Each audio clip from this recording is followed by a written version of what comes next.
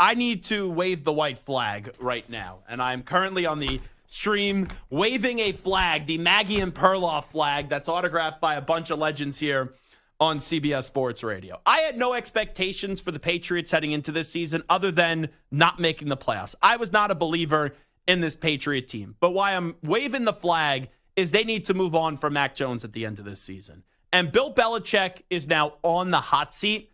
But just because you're on the hot seat doesn't mean that you're going to get fired. I still don't believe Bill Belichick is going to get fired after this season. I still think when you win 6 Super Bowls and how close him and Robert Kraft are, that Bill Belichick will be afforded another opportunity next season. Now, there is a chance that they have a meeting at the end of the year.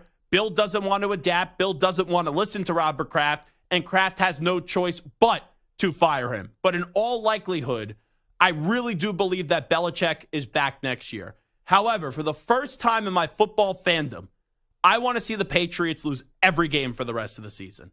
Because the Patriots, since Tom Brady, have been in the worst part of football that you could be in, where you know you're not going to win a Super Bowl, but you're not bad enough where you have a top 10 pick and even a top 5 pick.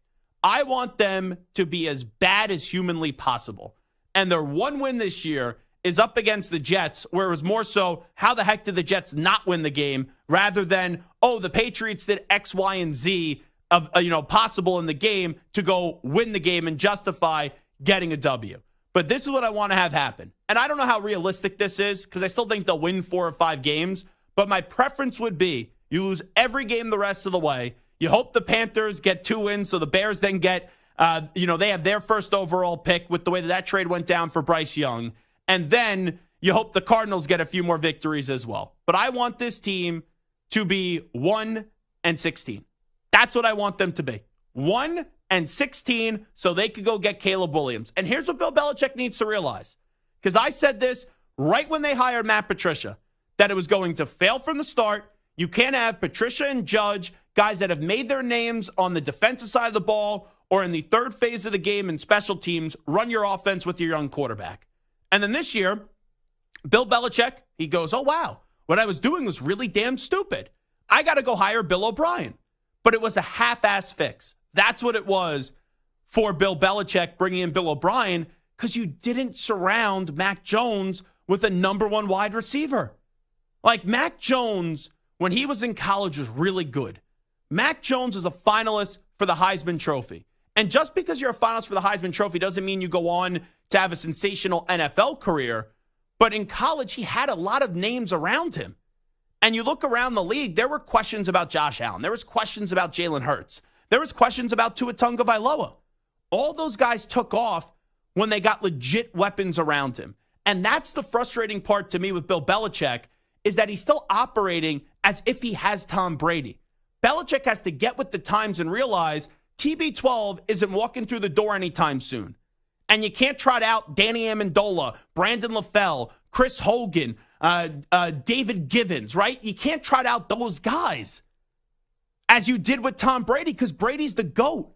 Brady's the preeminent quarterback of all time. He could win with crap. Mac Jones, his ceiling is just being good.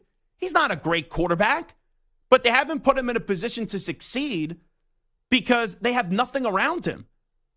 No quarterback could walk into one Patriot place right now and get this team to being a contending team, because you have no wide receivers and you have no offensive line.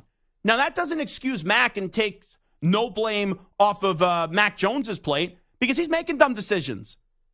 He can't even pitch a football to Ramondre Stevenson. He's throwing interceptions. I saw some stat, home interceptions at Gillette Stadium. Mac Jones has 4. Tom Brady in his entire career at Gillette Stadium had 4. Like, that's inconceivable. You talked about a guy that played for 20 years, a guy that's in year number 3 right now. But this is on Bill. And Bill needs to learn what he did with Mac Jones did not work, and he's the biggest person to blame here. So go be as bad as possible.